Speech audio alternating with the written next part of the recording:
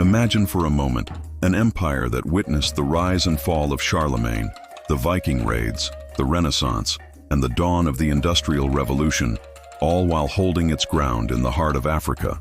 An empire that lasted for over 1,000 years. This is the story of the Kanem-Bornu Empire, a titan of history whose legacy is etched into the very sands of the Sahara. Our story begins in the cradle of civilization, around the shimmering, life-giving waters of Lake Chad. Here, around the 8th century, a dynasty known as the Safua laid the foundations of what would become a colossal power. The early Kanem kingdom was forged through strength and strategy, with skilled warriors and shrewd leaders extending their influence across the vast Sahel. But what truly transformed this regional power into an intercontinental player was the arrival of a new faith. In the 11th century, the rulers of Kanem embraced Islam. This wasn't just a spiritual shift, it was a geopolitical masterstroke.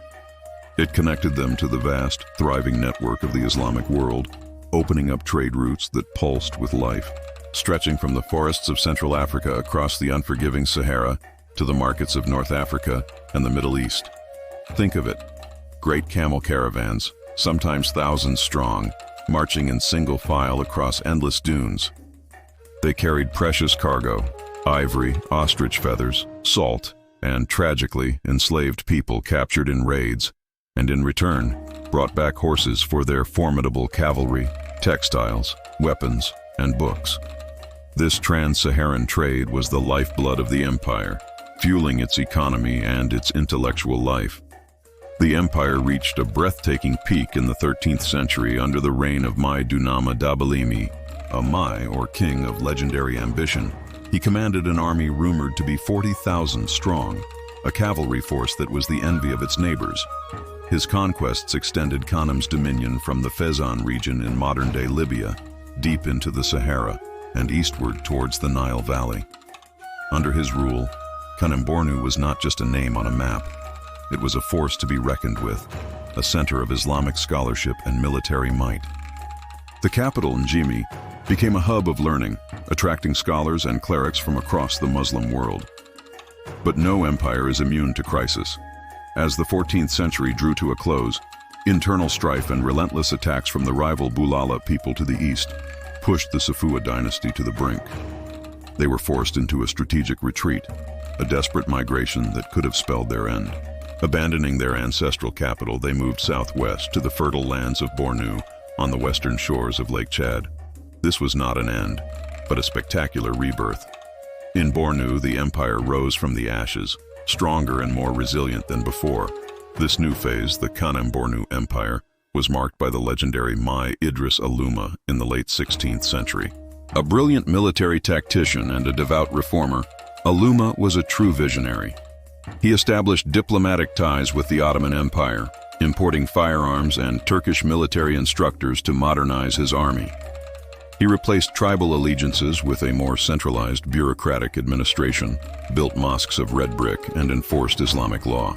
Under his leadership, the empire reconquered lost territories and entered a new golden age of stability and prosperity. The capital, Birni Gazargamu, became a metropolis, a walled city that stood for centuries as a symbol of the empire's power and permanence. It was a bustling center of trade, governance, and faith, its walls protecting a vibrant, cosmopolitan society. For nearly 200 years, Bornu was the undisputed power of the Central Sudan. Yet, as history teaches us, even the mightiest walls can crumble. The world was changing. By the early 19th century, new challenges emerged that the old empire was ill-equipped to handle. The first major blow came from within the region itself. The Fulani Jihad, a wave of religious and political revolution led by Usman Dan Fodio, swept across West Africa. In 1808, Fulani forces captured Birni Gazargamu, shattering the myth of the empire's invincibility. Though the Safua dynasty was eventually supplanted by a new line of rulers, the Al-Kanemi Sheikhs, who managed to push back the Fulani, the empire was mortally wounded. It was fractured, its trade routes disrupted, its military authority weakened. It limped on, a shadow of its former self, caught between resurgent local powers and a new ominous threat looming on the horizon. That threat was European colonialism.